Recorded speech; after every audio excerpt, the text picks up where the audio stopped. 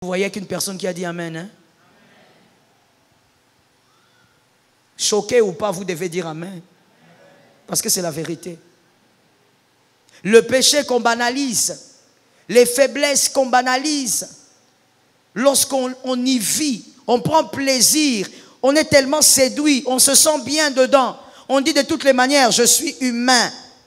C'est que tu ne sais pas. C'est que peut-être que tu ne deviendras plus jamais celui que Dieu avait prévu. Tout ce que tu auras dans le parcours, ce sont des miettes. Très souvent, bien aimé, même dans la parole de Dieu, il y a des gens qui ont envié certaines personnes, mais Dieu les avait établis plus grands que ces personnes-là. Le problème, c'était quoi? Tu es tombé dans une faiblesse. La faiblesse t'a arraché la robe de la destinée. Au nom de Jésus, que ta faiblesse ne t'arrache pas la robe de ta destinée. La robe royale de ta destinée, que la faiblesse ne te l'arrache pas. Est-ce que quelqu'un m'entend bien? J'aime bien donner cet exemple-là. Je le donne à chaque fois que je m'en rappelle. Esther, on aime bien l'histoire d'Esther. La reine Esther, la belle Esther, le miracle d'Esther. Dieu peut ramasser quelqu'un de bas. Écoute-moi très bien. Dieu n'a pas ramassé n'importe qui de bas. Dieu a ramassé une vierge. C'était une condition pour entrer là-bas. Pour être sélectionné, il fallait être vierge. C'est-à-dire que si Esther s'était laissée dévierger comme nos jeunes sœurs d'aujourd'hui, s'était laissée dévierger un peu partout, elle ne serait même pas sélectionnée. Je veux choquer quelqu'un, mais c'est important. Des fois, dans certaines choses, même cette année, pour certaines grâces, Dieu devait te sélectionner, mais tu n'avais pas la robe qu'il fallait parce que tu étais tombé face à une faiblesse. Dieu pouvait te faire du bien. Ah, mon frère, Dieu est capable, Dieu n'est pas limité. Et ça ne coûte rien à Dieu pour que demain matin, il fait de toi un homme grand. Que toute cette nation parle de toi. Ça ne lui coûte rien. Mais des fois, bien aimé dans nos vies, lorsque Dieu voulait nous faire du bien, il a cherché une Esther. Mais Esther avait déjà été déviergée. Donc tu ne pouvais pas même être sélectionné. La faiblesse, bien aimé, que tu méprises, que personne t'enseigne un évangile autre que celui-ci. Aucun péché, bien aimé, ne pourra améliorer ton avenir. Et aucun péché ne laisse sans tâche. Est-ce que quelqu'un m'entend? La faiblesse là que tu entretiens, le péché là avec lequel tu joues, tu aimes ce péché comme Samson. Ce péché va t'arracher la robe de gloire. Est-ce que quelqu'un entend? Même le fait que Samson, ses cheveux étaient coupés. Frère, la vérité c'est quoi dans cette histoire-là? La gloire avait quitté Samson avant même ça. La gloire avait quitté Samson déjà lorsque Samson s'est plaisé dans le péché, dans le mal. Protège la robe de ta destinée. Heureusement que la Bible dit vaut mieux la fin d'une chose. Heureusement pour toi, n'est-ce pas? C'est-à-dire que si tu as mal commencé l'année, tu peux rectifier les tirs. Est-ce que quelqu'un m'entend bien? Ah, tu peux toujours supplier Jésus. Je le répète pour un homme intelligent. Tu peux toujours supplier Jésus. Il y a des gens qui ont supplié Jésus pour des choses qui ne méritaient pas. Jésus a libéré. Ah, ta foi peut toujours tout amener. Tu peux toujours invoquer Jésus et lui dire: j'ai perdu ma robe royale parce que j'étais tombé dans l'impudicité. Mais toi, le Dieu fidèle, fais-moi grâce. Donne-moi même une seule fois. Est-ce que quelqu'un m'entend? Ne méprise jamais tes faiblesses. Ne méprise jamais le péché. Que personne, qu'aucun péché ne t'arrache la robe de ta destinée. Derrière ta destinée, il y a plusieurs hommes qui doivent être bénis. Plusieurs femmes doivent être bénies. D'une manière ou d'une autre. Même si tu es médecin, tu bénis beaucoup de gens. Tu sauves plusieurs vies. Donc derrière ta destinée, plusieurs seront bénis. Ne laisse pas la faiblesse t'arracher la robe de ta destinée. Tu en as besoin. Tu n'es pas Géasi. Ne meurs pas avec la lèpre. Meurs avec l'onction. Ne meurs pas avec la lèpre. Meurs avec l'onction. Meurs avec la robe de ta destinée. Accomplis ta destinée malgré les combats. Malgré les tentations, garde la robe. Est-ce que quelqu'un en entend bien? Garde la robe. Ne laisse pas les faiblesses venir détruire ce que Dieu t'a donné. Quatrième vérité. Je vous ai donné les versets sur la troisième vérité. Quatrième vérité. 2 Samuel 11, 1 à 27. 2 Samuel 11, 1 à 27. La faiblesse à laquelle vous laissez libre cours a pour mission de vous désarmer. La faiblesse à laquelle vous laissez libre cours a pour mission de vous désarmer. Il te désarme, elle te désarme. Elle t'arrache toutes les armes.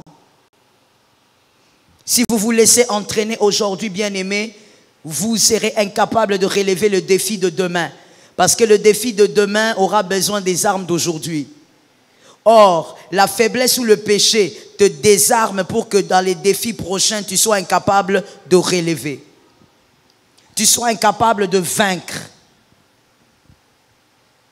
Est-ce que quelqu'un a capté? Je vous laisse le temps d'écrire.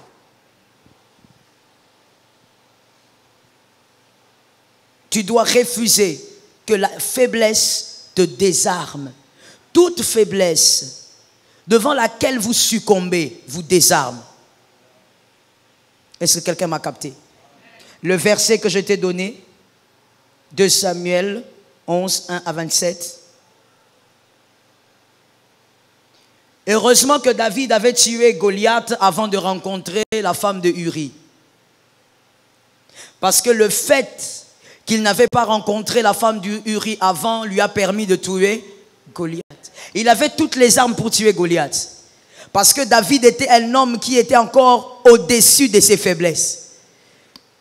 David était un homme capable de dompter ses faiblesses par la grâce de Dieu. Et quand il a vu Goliath, il avait les armes pour tuer Goliath. Mais regardez ceci. Celui qui avait les armes pour tuer Goliath, celui qui n'a pas eu peur de Goliath, a fui devant son fils. Vous voyez comment le diable humilie, hein? Il n'a pas peur de Goliath. Seul devant un géant, comme lui-même Goliath avait dit, celui que vous m'envoyez est un chien. C'est-à-dire que c'était vraiment rien devant Goliath. David n'a pas eu peur de Goliath parce qu'il était armé. Aucune faiblesse ne lui avait arraché ses armes. Mais devant son fils Absalom, David a fui. Pourquoi? Parce que le péché avec Beersheba lui avait désarmé. Lorsqu'il est tombé avec Beersheba, il a été désarmé. Lorsqu'il a tué Uri, il a encore été désarmé devant son fils, le fils que lui il a engendré, le fils que lui il a éduqué. David fuit, il laisse le trône. Pourquoi?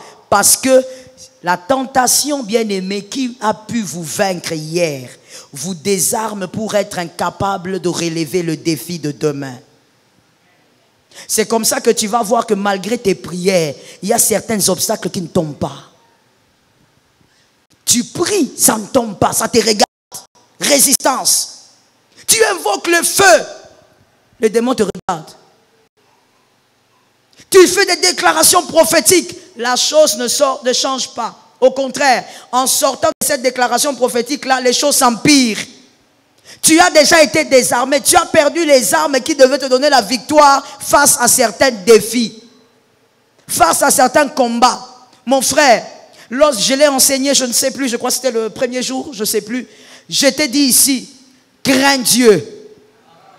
Si Dieu te dit crains, c'est pour ton intérêt. Parce que quand tu crains Dieu, tu protèges tes armes. Tu gardes tes armes. Lorsque la faiblesse vient, tu dis Seigneur, nazo kokate, mais Saint-Esprit, je compte sur toi. Au nom de Jésus. Quand tu protèges tes armes, les obstacles qui viendront, tu vas utiliser les pierres sans problème. Tu vas écouler Goliath sans problème. Mais tu as tellement perdu d'armes que les nouveaux défis, tu deviens faible. Non, j'ai l'impression que je dois entrer en jeûne. Mon frère, ce n'est pas un problème de jeûne. Tu as perdu les armes. Est-ce que quelqu'un m'entend bien? J'ouvre une brèche pour dire, regarde comment le diable est mauvais. Non, le diable, c'est vraiment notre ennemi. C'est vraiment notre ennemi. Regarde comment il est mauvais. Il te convainc, jeune homme, jeune fille, qu'embrasser n'est pas un péché. Il te convainc. Tu dis non, non, non, on ne fait rien. D'ailleurs, ma soeur, tu l'appelles même ma soeur avant de l'embrasser. Ma soeur, on va s'embrasser maintenant. Mets les mains dans tes poches, moi aussi je mets dans mes poches. Embrassons-nous. Et vous dites, ce n'est pas un péché. Que ce n'est pas la sexualité. Et pourtant, moi je sais que les embrassements et tous les restes, ce sont les préliminaires de la sexualité. Proprement dite. Comme j'ai l'habitude de dire, embrasser ce n'est pas un péché. Tu es sûr que ce n'est pas un péché? Que si tu embrasses ton fiancé, ce n'est pas un péché, tu es sûr? Est-ce que tu peux te mettre à embrasser le voisin qui est juste à côté? Tu veux que je siffle? Oui, pour dire 1, 2, 3, embrassez-vous. Oh, comment vous vous exclamez? Ce n'est pas un péché. On n'a rien fait. On s'est juste embrassé. À peine on s'est embrassé. Ah bon? Tu peux faire la même chose avec ton frère? Tu peux le faire avec ton père? Lorsque toi, bien-aimé, le diable t'apprend, le diable prend le péché, le diable maquille le péché, il met le make-up et il te présente le péché et dit, tu vois, c'est pas grave. C'est pas comme si tu l'as rendu enceinte. C'est pas comme si tu as descendu ton pantalon. C'est vraiment pas grave. Mais comme toujours, comme le jardin d'Éden, le diable ne change pas de stratégie. Que quelqu'un me dise, il ne change pas de stratégie. Comme dans le jardin d'Éden, il t'a donné une petite partie de la vérité, il ne t'a pas tout dit. Il ne t'a pas dit que quand tu vas embrasser cette fille, il va te désarmer. Il ne t'a pas dit que quand tu vas embrasser ce garçon, il va te désarmer. Avant 2020 plutôt, les 2010, on est en train d'abandonner, on va dans les 20. Avant 2020, on va t'appeler pour une interview. Et quand tu vas te poster devant l'interview, tu es déjà désarmé. Toi, tu ne sais pas que Tikali poso. Tu n'as plus la grâce, les armes pour relever le défi. Toi, tu vas là bien sérieux, tu penses que c'est la cravate qui permet de recevoir un travail. Tu es bien cravaté, là, tu te mets là, tu fais l'interview. Quand tu as fini, tu dis, en tout cas, j'ai tellement bien presté. Bien aimé, ce n'est pas toujours une question de bien prester. Certaines personnes qui ont eu ce travail n'étaient pas plus excellents que toi. Mais le problème, c'est que toi, tu aimes tellement embrasser que le péché t'a désarmé. Quand on t'appelle, on te dit, vous n'avez pas eu le travail. Ah, comment je viens de la retraite? Je n'ai pas eu le... Non, moi, je ne comprends plus bien. Je reste d'abord à la maison. Frère, reste à la maison. Ton ignorance va t'amener dans la destruction la plus profonde. La faiblesse que vous négligez, que vous pratiquez, vous désarme. Est-ce que quelqu'un m'entend? Le guerrier, tu as plusieurs victoires à recevoir, à accumuler. Tu as plusieurs victoires. Tu as besoin des armes. Qu'on ne te vole pas les armes. Pour un plaisir de quelques minutes ne permet à personne de te voler des armes. Pour le vol ne permet à personne de te voler des armes. Je suis d'accord avec toi. Plus tu dis amen, plus tu domptes quelque chose. Pour, bien aimer, une convoitise quelconque ne permet pas qu'on te vole les armes. Protège tes armes. Il y a beaucoup de défis à relever. 2020, année de défis. Il y a beaucoup de défis à relever. Toi, tu es en train de gaspiller les munitions dans le péché. Sors de là au nom de Jésus. Sors de là au nom de Jésus. Protège tes armes. David croyait qu'il était encore fort. Qu'il était toujours fort. Oui, David pensait qu'il avait encore ses armes. Mais son fils Absalom se lève. Son fils lui dit, toi, je te tue. Et David fuit. Quel David? Le David qu'on a lu vraiment au début d'un Samuel. Le même David là. Il fuit son propre fils. On ne joue pas avec le péché. Je suis d'accord avec ton amen, maman. Dis encore amen que le voisin entende. Quand il y a des choses qui résistent, il faut aussi vous-même résister. Mais regardez, il y a un autre qui a été différent. Lui, il a compris le système. Il est extraordinaire. Genèse 39, 11 à 12. Genèse 39, 11 à 12. Ça, c'est Joseph. Joseph, lui, par quel mystère, on ne sait, il a compris le système. Joseph a fui devant la femme de Potiphar. Je veux ici relever deux choses. Joseph a fui devant la femme de Potiphar. Selon cet enseignement, je relève deux raisons. Premièrement, il a dit lui-même, il ne voulait pas faire un grand mal à son Dieu.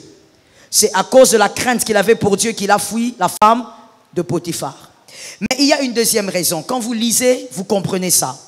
C'est que Joseph était chaste. Il n'avait jamais touché de femme. Joseph n'avait jamais senti le plaisir d'être avec une femme, ni embrasser une femme. Il était chaste. Donc quand Joseph fuit, il refuse que la main de la femme de Potiphar le touche, de peur de céder à la tentation face à une chose qu'il n'a jamais ressentie. Joseph donc refuse même de commencer ce qu'il n'a jamais ressenti. Parce que Joseph savait qu'il n'avait jamais touché des femmes. Il ne voulait même pas que la femme de Potiphar caresse même sa joue. Parce qu'il savait que ce qu'il n'avait jamais ressenti risque de le piéger. Qui a retenu ça? Je ne parle pas pour que tu m'écoutes, pas pour que ça soit bien, mais pour que tu retiennes. Qui a compris ça? Joseph a fui ce jour-là. Il a dit, reste avec les vêtements. Parce que si tes doigts là me touchent, je ne sais pas comment je vais réagir. Une chose que vous n'avez jamais vécue, bien aimé, vous ne pouvez pas savoir comment vous allez réagir. Alors Joseph a fui. Donc, pour te dire que Joseph n'a pas seulement fui pour Dieu, mais Joseph a fui parce qu'il se connaissait. Il savait qu'il ne pouvait pas jouer sur ces terrains-là. Parce que c'est une chose qu'il ne connaissait pas.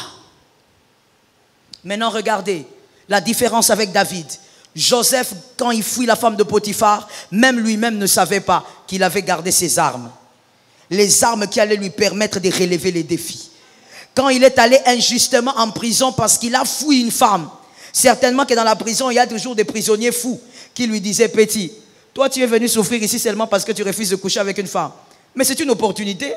Et elle était une très belle femme. Tu allais être en paix là-bas. Pourquoi tu as fait ça? Tu as été idiot. Pendant plus de 13 ans, Joseph était en prison parce qu'il avait fui une femme. Mais ce que le diable ne pouvait pas dire à Joseph, c'est que Joseph avait gardé des armes. Dis à ton voisin, il faut garder les armes. Lorsque Joseph est arrivé devant Pharaon, Pharaon lui parle d'un songe. Même les conseillers de Pharaon deviennent aveugles. Robo Shakaya. Même les conseillers de Pharaon, ils ne voient plus rien. Il dit, je ne comprends pas. Qu'est-ce que vous avez rêvé? Le Pharaon dit, vous n'entendez pas ce que j'ai dit? Interprétez les vaches là que j'ai dit, je vous dis. Mais on ne comprend pas trop. Vaches, maigres. Il y avait quelqu'un qui avait des armes. Il a gardé ses armes. Je dis à quelqu'un, celui qui se moque de ton intégrité, c'est celui-là qui est ignorant. Tu as des armes, bien-aimées, que cette personne n'a pas. Tu relèveras les défis que celui-là ne relèvera pas. Ah! Je dis à quelqu'un, lorsque quelqu'un se moque de ton intégrité, dis-lui, rendez-vous dans le futur. Non, va aimer un homme là comme à ta deuxième bureau. Ça, moi, c'est Kitoko. Dis-lui, rendez-vous. Non, mais tu ne veux pas être comme nous avec des voitures. Tu sais que moi, j'ai une parcelle et je vais acheter une deuxième à ma campagne. Dis-lui, rendez-vous dans le futur. La femme de Potiphar s'était crue forte. Elle a dit oui. Lui, il est qui? Un esclave. Moi, je lui propose, moi, une belle femme comme ça. Il me refuse. Je vais lui démontrer qu'il va moisir là-bas. Et effectivement, Joseph a souffert dans la prison. Mais lorsqu'il s'est tenu devant Pharaon, Joseph, on lui parle du songe. Les armes de Joseph ont commencé à bouillonner. Joseph a dit, le songe là est clair. Il donne le songe et il donne la solution. Frère, ce n'est jamais un problème de rester pur dans la présence de Dieu et dans sa vie. Tu seras toujours récompensé. Tu protèges tes armes. Joseph a parlé. Il a donné l'interprétation. Il a donné les pistes de solution. Le pharaon a regardé et dit, non, dit, c'est quoi ça? Qui est cet homme? Qui est ce petit? C'est le même petit qui avait fui la femme de Potiphar. Qui est ce petit? C'est le même petit qui avait refusé la richesse de la femme de Potiphar. Le pharaon qui dit, non seulement tu as bien interprété, mais il y a ici personne comme toi. Mais en dehors de ça, toi tu es mon père. Est-ce que quelqu'un entend? En d'autres termes, si Joseph a été appelé le père de Pharaon, c'est parce qu'il avait refusé que la femme de Pharaon l'appelle chérie. Est-ce que quelqu'un m'entend? Si tu acceptes que les péchés t'appellent chérie, il n'y a personne qui t'appellera père. Et pourtant tu as l'onction de la paternité. Est-ce que quelqu'un m'entend bien? Tout celui qu'on appelle petit n'est pas petit. On dirait ça la bateau bayete lelo. Bateau na ifona lukabango baya lobi. Pour bateau baye lelo ba comprendre te. Je répète en disant, si tu acceptes que ce péché t'appelle chérie, tu vas perdre l'autorité de la paternité qui est sur ta tête. Il y a des gens aujourd'hui, on l'appelle petit. En réalité, il n'est pas petit. Le problème, c'est quoi? Pourquoi la société l'appelle petit? Il a déjà perdu l'autorité de la paternité. perds pas l'autorité de la paternité. Les hommes se moquent de ta sainteté. Un jour, on saura que ta sainteté peut produire la paternité. La sainteté va produire la paternité. Joseph, il n'a que 30 ans. Il est même étonné quand Pharaon parle. Il dit, mais qu'est-ce que tu racontes? Non, entre toi et moi, la seule chose qui va nous séparer, c'est le trône. Ah, comment? Moi, je suis un gamin. Papa, tu n'es pas un gamin. D'ailleurs, je te donne une femme. Et puis, je t'habille d'un nouveau vêtement. Bien-aimé, l'intégrité habille toujours. Ah, je suis contente moi-même. Je suis contente parce que le diable est mal à l'aise. L'intégrité habille toujours. L'obéissance à Dieu habille toujours. La sainteté habille toujours. Il est devenu le père de Pharaon. Pourquoi il avait gardé ses armes? Il n'a pas voulu faire comme David. David fuit devant son fils. Il fuit dans tous les sens. Et comme lui-même avait dit, que Dieu ait pitié de moi. Ne tuez pas celui qui se moque de moi. Peut-être que Dieu... David commence à chercher la pitié de Dieu. Pourtant, Dieu lui avait donné des armes. Mais à cause d'une femme, à cause de la sexualité, David a perdu certaines armes. Il était devenu faible devant son propre fils. Bien-aimé, sois fort aujourd'hui, sois fort demain. Non, tu n'as pas entendu, ça tombe sur quelqu'un. Sois fort aujourd'hui, sois fort demain. Que les armes que Dieu t'a données, que le péché ne te l'arrache pas. Pour aucun péché n'accepte de perdre la paternité. Est-ce que quelqu'un m'entend? Que la grâce de Dieu soit sur toi. Cinquième chose, cinquième vérité, sur les faiblesses, le péché.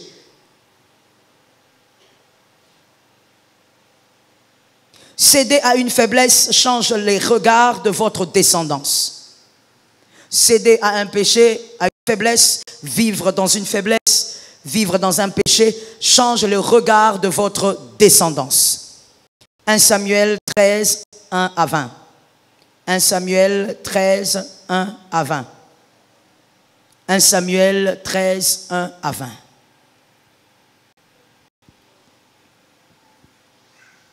Bien-aimés, retenez pour la vie s'il vous plaît. Ne pensez pas que vous restez le même avant et après la chute. Faites attention.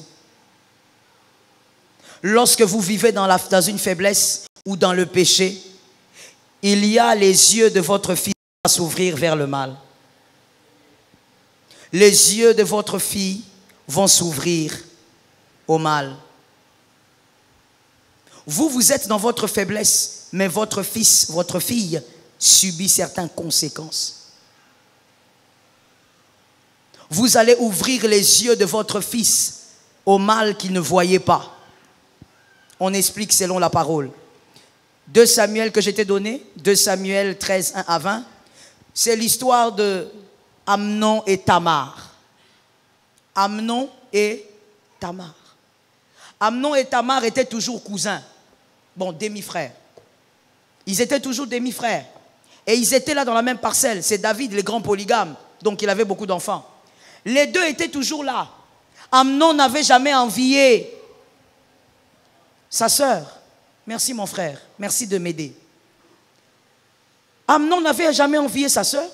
Il voyait sa sœur passer, monter. Il blaguait avec sa sœur. Mais lorsque David a péché, le péché aussi est entré. Les yeux de Amnon se sont. Sa sœur qui était sa sœur, il commence à la voir maintenant autrement. Alors qu'il a grandi avec elle. Qu'est-ce qui a changé? Non, il y a un père qui ne devait pas vivre dans une faiblesse. Lorsqu'un père vit dans la faiblesse, il ouvre les yeux du fils. Mais il ouvre les yeux du fils vers quoi? Vers le mal.